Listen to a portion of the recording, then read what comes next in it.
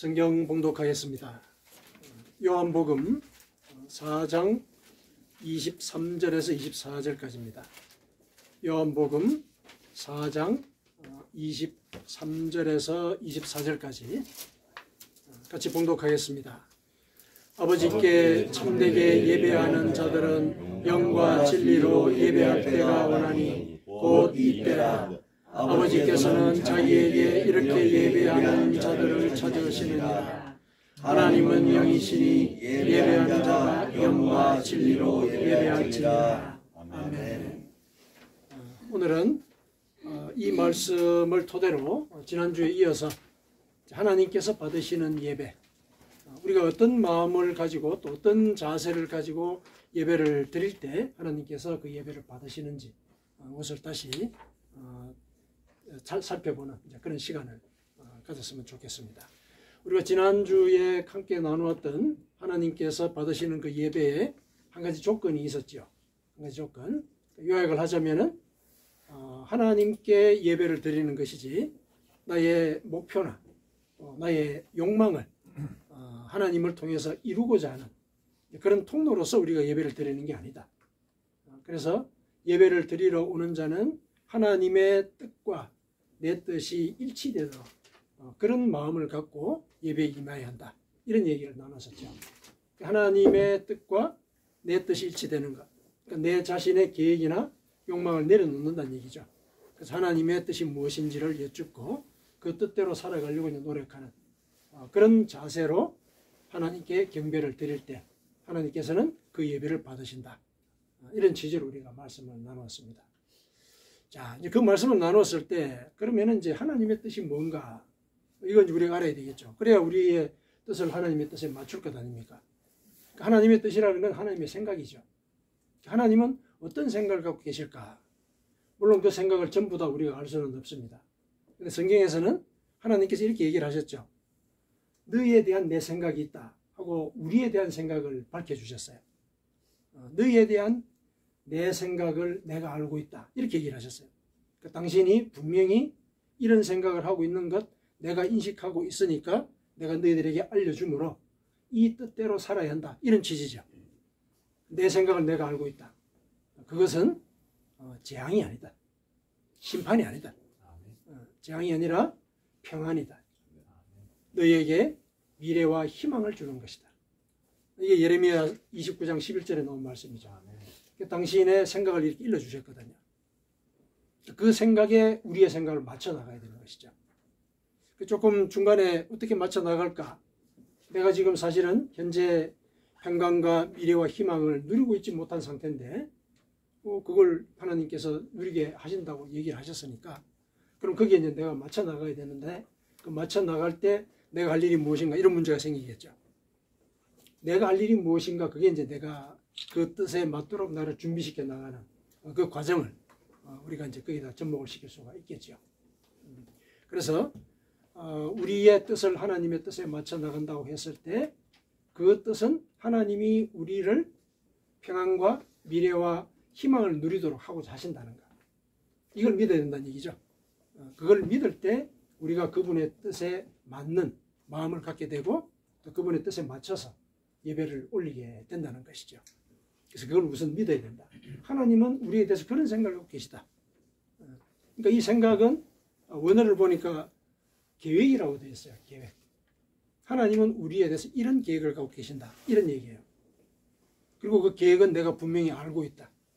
그래서 너희들을 평안과 미래와 희망으로 이끌 것이다. 이거 믿어라. 이 얘기죠. 그렇게 일러주셨어요. 그럼 이제 그걸 믿는 그 자리에서 우리와 하나님의 생각이 일치가 되는 겁니다.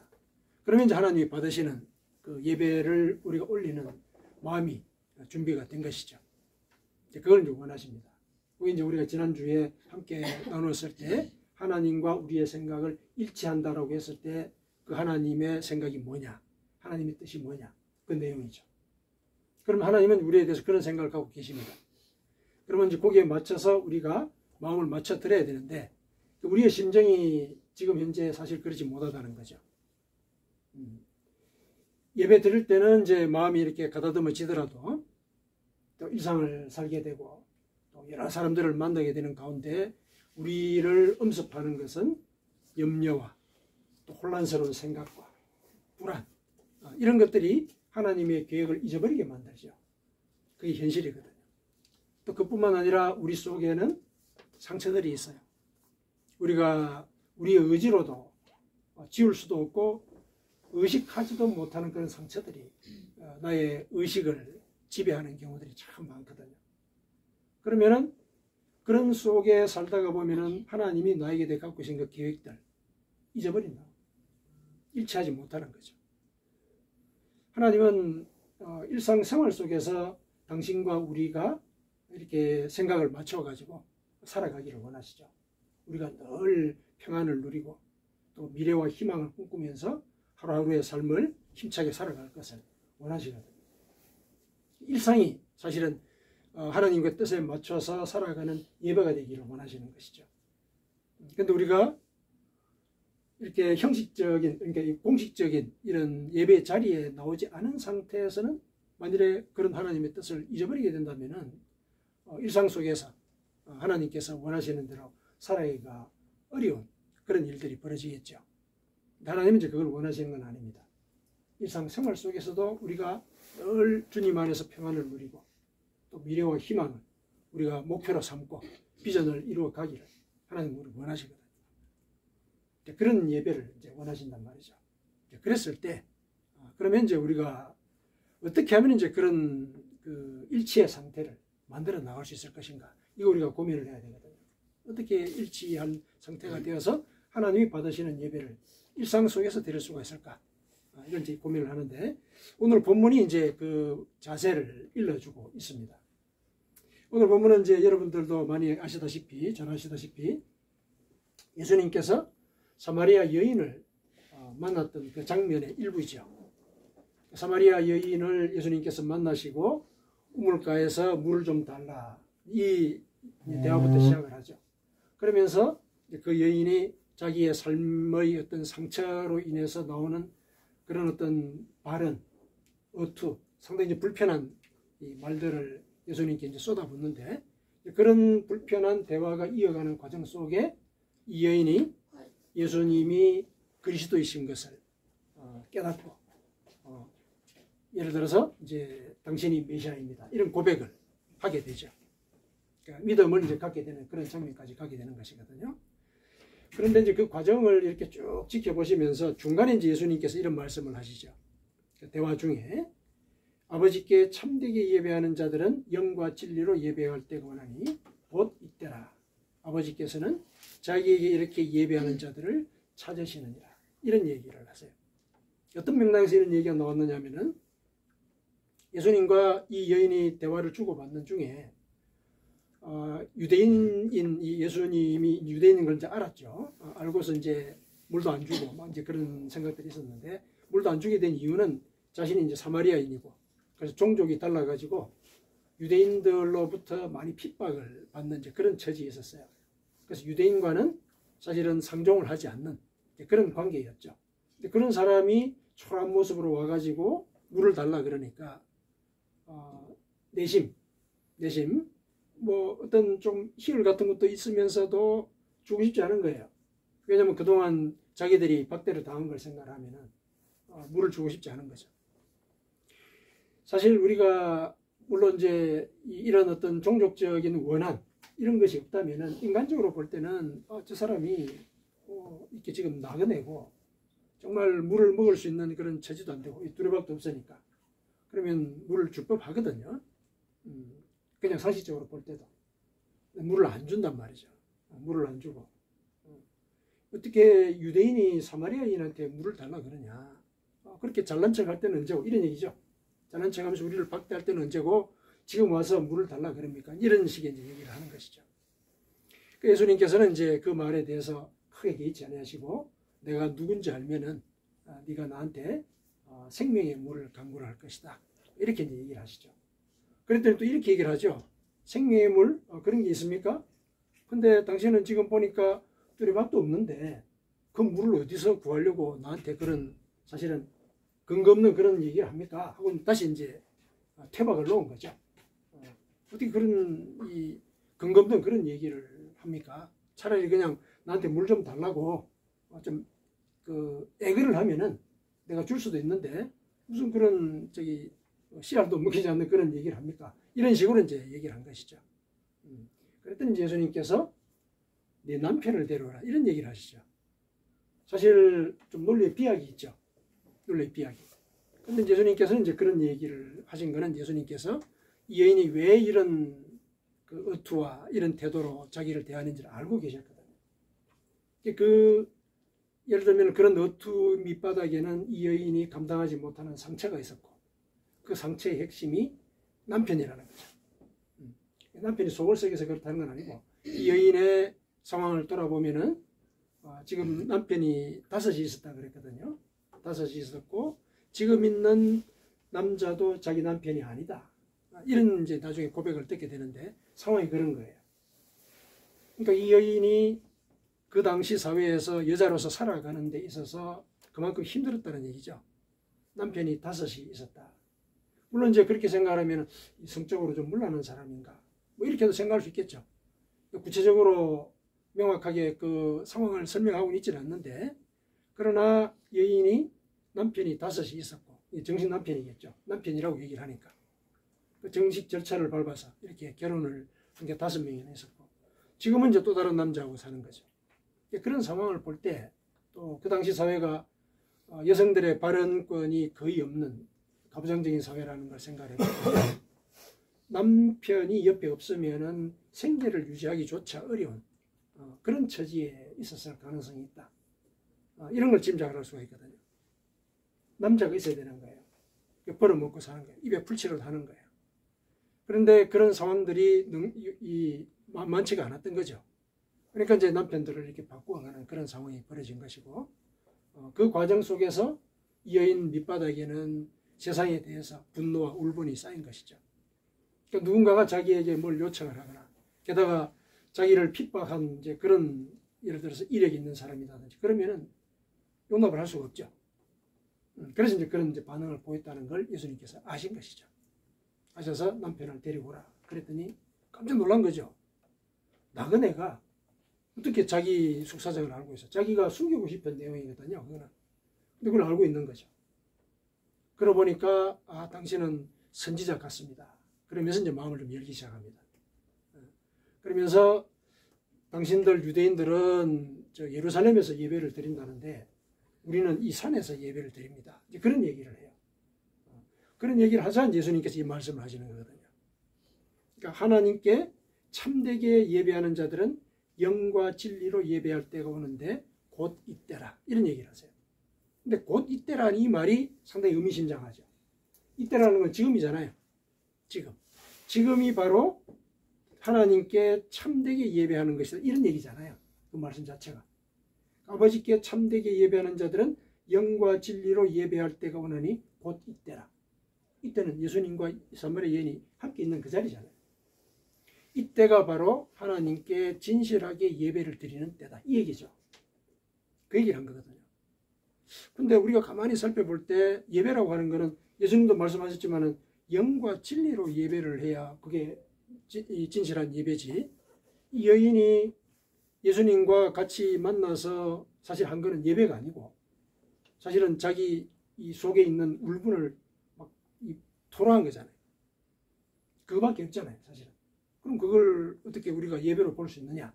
이렇게 생각할 수 있는 거죠. 근데 예수님은 놀랍게도 그걸 예배로 받으신 거예요. 사실 예배의 조건이라고 하는 것이 하나님과 우리가 만나는 거잖아요. 그렇죠? 그게 예배죠. 예배라는 것은 큰 틀에서 정의를 하자면 하나님과 우리가 만나는 거예요. 이 여인이 예수님을 만났죠. 예배의 상황이에요. 예배의 상황. 그 예배의 상황에서 그러면 어떤 자세를 갖고 예배를 올려야 진실한 예배가 되느냐. 그랬을 때 예수님은 영과 진리로 예배하는 것이 진실한 예배다. 근데 지금 이때가 바로 그때다. 이렇게 얘기를 하는 거예요. 너가, 그러니까 여인, 당신이 나한테 진실한 예배를 드렸다. 이 얘기를 인정을 하시는 것이죠. 예수님 인정을 하시는 거예요. 근데 우리는 상식적으로 이해가 안 되는 거죠. 어떻게 그 여인이 예수님과 그렇게 대화를 하면서 자기 속에 그 날선 감정들을 막 이렇게 쏘아 붙였는데 어떻게 그게 예배가 되느냐. 예수님께서는 이 여인의 마음속에 자기도 모르지만은 하나님께서 인간에게 갖고 계시던 그 계획, 하나님의 그 생각, 그것에 대한 갈구가 있는 걸 보신 것이죠. 우리 속에 있는 이 갈구를 밖으로 표현해낼 때는 사람마다 다 다르잖아요. 다 다른 방식으로 얘기를 하거든요. 그 여인은 그런 방식으로 자신의 갈구를 표현한 겁니다. 왜냐하면 상처가 너무 큰 거예요. 여인이 혼자서 살아갈 때 자기가 눈을 뜨면은 앞으로 어떻게 살아갈까, 이게 늘 자기 눈앞을 가로막는 그런 상황이었던 거죠. 그런 상황 속에서 무슨 평안이 있으며 또 미래, 희망이 어디 있겠습니까? 근데 사실은 그 여인이 그렇게 한숨을 쉴 때 그 한숨은 정말로 나는 평안을 원한다, 정말로 나는 그 미래와 희망이 있었으면 좋겠다, 그 얘기를 스스로 하는 거잖아요. 한숨이라는 게 그런 거거든요. 우리 인간은 몰라요, 인간의 그 속 내용을. 그러나 하나님은 아시는 거죠. 하나님. 오늘 대표기도에도 나왔지만은 우리가 벌거벗은 그런 상태일 정도까지 하나님은 다 알고 계신다는 거죠. 모든 걸 다 알고 계신다는 거죠. 그래서 이 여인이 예수님께 왜 그런 날선 반응을 보였을까? 이 여인의 속내는 뭘까? 이거 예수님이 아신 것이죠. 이 여인은 자기의 상한 심령을 사실은 하나님께 올려드린 거예요. 그 상황에서. 내가 어렵고 힘든 이런 상황들 솔직하게 다 드러내놓은 거예요. 솔직하게. 예를 들어서 우리가 하나님의 이 뜻에 맞는 삶을 살아야 된다라고 얘기해서 그 뜻이 무엇인지 내가 알지도 못하는데 그 뜻에 일치한 삶을 살아가려고 한다는 것은 그건 위선적인 것이죠. 하나님은 그런 마음을 원하시는 게 아니에요. 내 속에 있는 것 그대로 드러내기를 원하시는 거죠.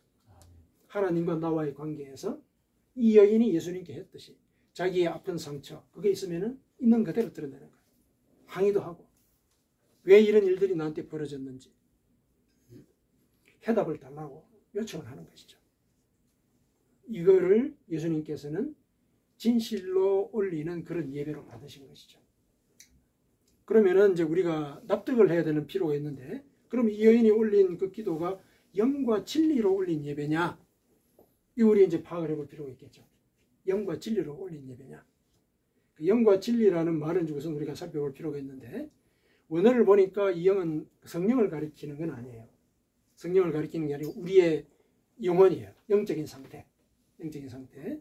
그리고 이 진리도 예를 들면은 성경 말씀을 이제 진리라고 생각할 수가 있는데, 맥락을 따져보니까 이 진리는 성경 말씀보다는 진실한 태도를 가리켜요.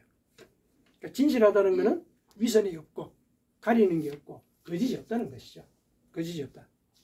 그러니까 영과 진리를 진실한 예배에 적용할 때 이 여인이 영과 진리로 예배를 드렸느냐 다시 검토를 해보면 이 여인은 사실은 영과 진리로 예배를 드린 것이죠.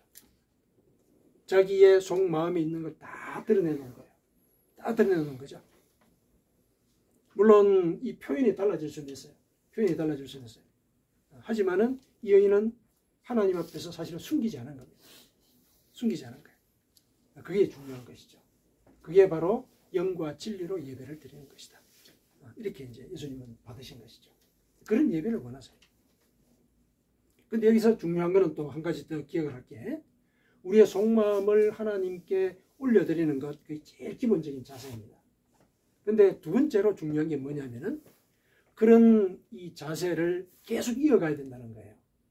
무슨 소리냐면은 예수님이 사마리아 여인과 계속 대화를 했죠. 계속 대화를 했거든요. 처음에 사실은 물도 안 주겠다 그러고 뚜레박도 없는 주제에 뭘 물 주겠다 그러냐 그러고 당신들 유대인들은 예루살렘에서 예배를 드리는데 우리는 이 산에서 예배를 드립니다. 당신하고 우리하고는 시스템이 다릅니다. 이 얘기를 했죠. 구원의 시스템이 달라요. 예배의 체제가 다릅니다. 이래가지고 역시 또 예수님이 말씀하시고자 하는 것에 대해서 또 벽을 친 거죠. 이런 식으로 계속 이렇게 거부하는 이런 모습들을 이제 보였는데, 그게 어떻게 이제 영과 진리로 이제 올린 예배이라고 얘기할 수 있겠느냐, 이런 이제 얘기를 할 수가 있거든요. 그런데 그 과정 속에서 결국 이 여인이 당신은 선지자이시군요. 마음의 문을 열었잖아요. 마음의 문을 연 거는 대화를 계속 이어나갔기 때문에 벌어진 일이에요. 그러고 난 뒤에 결국 남편을 불러라는 그 문제와 같이 연결을 해가지고 나중에는 이 사람이 메시아다 인정을 하게 되죠. 메시아라는 얘기는 이제 구원자라는 얘기 아닙니까? 당신이 나의 구원자입니다. 고백을 하게 되죠. 이게 중요한 것이죠. 계속 대화를 이어갔다는 것. 계속 대화를 이어갔다는 것. 내가 하나님 앞에 상한 심령을 올려드리는 것, 하나님 그걸 기쁘게 받으십니다. 시편 51편에 분명히 그렇게 되어 있죠. 하나님이 원하시는 것은 상한 심령이다. 상한 심령을 올려드리는 자를 하나님은 무시하지 아니하신다. 그 얘기가 분명히 있거든요. 그런데 그게 이례적으로 거쳐서는 안 된다는 얘기야. 행사상으로. 그러니까 예배할 때만 올려서는 안 된다는 얘기야. 예를 들면 그러니까 일상 속에서 그런 마음을 하나님께 늘 올려드려야 된다는 얘기죠. 늘. 그러니까 내 속에 이런 고민이 있습니다. 이런 고민 때문에 당신이 나에게 갖고 계신 그 계획을 내가 사실 일상 속에서 맞춰갈 수가 없습니다. 이런 얘기를 하라는 얘기예요. 계속. 우리는 눈을 뜨면은 고민거리 때문에 사실 한숨을 쉴 때가 많지 않습니까? 해야 될 일들도 문제지만 관계도 문제고. 그렇죠? 또 내가 가지고 있는 마음속에 이 고민들 이런 것들 때문에 힘들어해요. 사실은. 근데 그런 힘들어하는 그 과정들은 하나님의 계획에는 없는 일이에요. 하나님의 계획은 우리가 만든 거란 얘기죠. 우리가. 근데 하나님을 우리가 믿는다라면은 내 삶 속에서 그와 같은 인간적인 번민과 수고와 고민이 없어지게 될 것. 그게 하나님의 계획인 거예요. 그게 하나님의 계획이에요. 그렇다면은 하나님께 내 상한 심령을 올려드리는 것, 이런 자세가 이어져야 된다는 거예요. 사마리아 여인이 그걸 보여준 것이죠. 그러니까 이 계속 얘기하는 중에 이 여인의 생각이 바뀌지 않았습니까? 나중에는 처음에 방랑자였던 이 사람이 자기를 구원할 메시아라는 사실로 고백을 하는 그런 상황까지 바뀌었죠.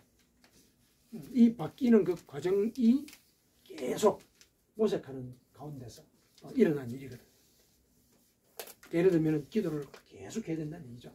계속 해야 돼. 내 마음의 상처를 하나님께 올려드리되 이거를 하나님께서 온전히 받으시도록 솔직하게 올려드리며 그 솔직한 내 마음이 지속적으로 하나님께 올려드리도록 일상 속에서도 내가 그 하나님의 뜻을 묵상하고 그 가운데 거하기를 원합니다. 이런 소원을 올려드려야 된다는 얘기죠.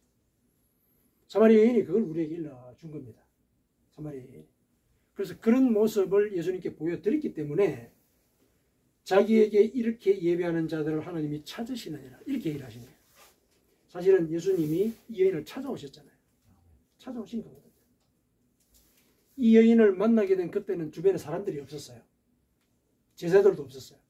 제자들은 밥을 구하러 동네에 들어갔거든요. 먹을 걸 구하러. 이 여인은 사람이 없는 때 물을 기르러 온 거예요. 그때가 육시라 그랬는데 육시는 이제 이 당시 요한복음이 씌어질 당시는 그 로마의 그 시계 그 시스템을 차용을 했기 때문에 저녁 6시쯤 돼요. 저녁 6시. 저녁 6시쯤 되면은 일반 집에서는 다 식사 준비할 때잖아요. 사람들이. 그러니까 그때 사람들이 없을 때 피해서 물을 기르러 온 거예요. 얼마나 살아가는 그 과정 속에서 남의 눈치를 봐야 되는. 사회적으로 사실은 매장된 상태 혹은 추방된 상태 속에서 살고 있었거든요. 그런 삶을 이 여인이 살고 있었는데 거기서 이제 마음속에 상처가 쌓이게 되고 그 상처가 예수님을 그렇게 대하는 예수님 누군지 몰랐으니까 그렇게 대하는 이제 모습으로 나타나기는 되었습니다. 그러나 결국에는 앞에 있는 이분이 메시아라는 걸 고백을 하게 되잖아요. 메시아라는 것을 알게 됐다는 얘기죠. 그래서 이제 동네 사람들에게 가서 다 자기가 메시아를 만났다고 얘기를 하는 거죠. 동네 사람들 눈을 피하던 그녀가 동네 사람들에게 다가가서 내가 메시아를 만났다. 같이 가보자. 이렇게 얘기를 하는 것이죠. 이렇게 이제 변화되는 거예요. 그 여인은 그때 마음속에 평안과 미래와 희망을 향한 하나님의 계획이 그 순간에 이루어진 것을 깨달은 거죠. 깨달은 거예요. 그렇기 때문에 나가서 전파를 한 것이죠. 나가서 전파를 했다는 얘기는 앞으로는 내가 이전과는 다른 삶을 살겠다는 것을 이웃들에게 공표한 거죠. 공표한 겁니다. 내가 메시아를 만났다라고 얘기해놓고 그 다음에 날이 바뀐다고 해가지고 다른 모습, 옛날 모습으로 돌아간다면은 이 사람이 한 얘기가 순 거짓이네? 사람이 안 변하네? 이런 얘기를 또 들을 거잖아요. 그러면 또 6시에 물을 기르러 와야 되는 거예요. 근데 동네 사람들에게 자기가 달라진 모습을 보였기 때문에 이 이후로는 나는 그렇게 살지 않겠다.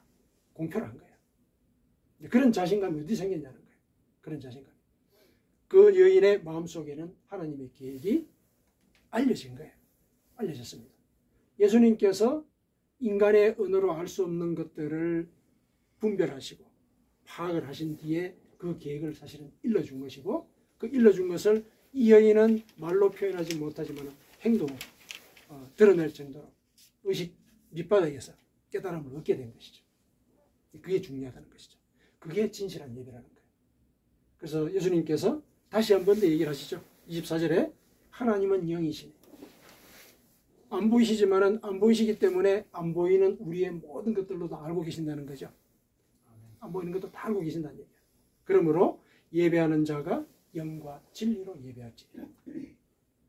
내 속에 위선이나 거짓이나 또 뭔가 나를 이렇게 미워하거나 가장하려고 하지 말라는 거예요. 하나님 앞에 내 있는 그대로, 상처가 있으면 그 상한 심령 그대로, 왜 나는 이 상태 속에서만 살아갈 수밖에 없는 겁니까? 도대체 이 상황이 나에게 주어진 이유가 뭡니까? 여쭙는 거예요. 여쭙되 계속해서 답을 얻을 때까지 사실 계속 대화를 이어나가야 되는 것이죠. 그 여인이 보여준 대로. 그랬을 때 그게 바로 영과 진리로 예배를 드리는 것이다. 영과 진리가 다른 단어처럼 이렇게 되어 있지만은 유럽인들이 쓰는 말어투 속에는 두 개의 단어가 한 개로 통합되어서 표현되는 그런 표현법이 있습니다. 그 표현법과 관련된 거예요. 영과 진리는 그 표현법에 따르면은 진실로 영적으로 이런 개념으로 이해가 되는 그런 단어라고 그래요. 그러니까 영 따로 진리 따로가 아니고 영과 진리로 예배를 드린다 했을 때는 진실로 영적인 그런 자세를 갖고 하나님께 예배를 드려야 된다. 그러니까 영적인 자세라는 게 그거죠. 하나님이 영이시다. 내 영을 다 보고 계신다. 영 대 영과의 대화라는 거. 이게 전제가 될 때 사실은 내 속에 가릴 것이 없는 거죠. 가린다는 것이 불필요한 일이 되는 것이죠. 불필요한 일. 그런 상황. 그거를 우리가 예배의 그 자세로서 삼을 수가 있어야 한다. 그런 예배를 하나님은 즐겨 받으신다.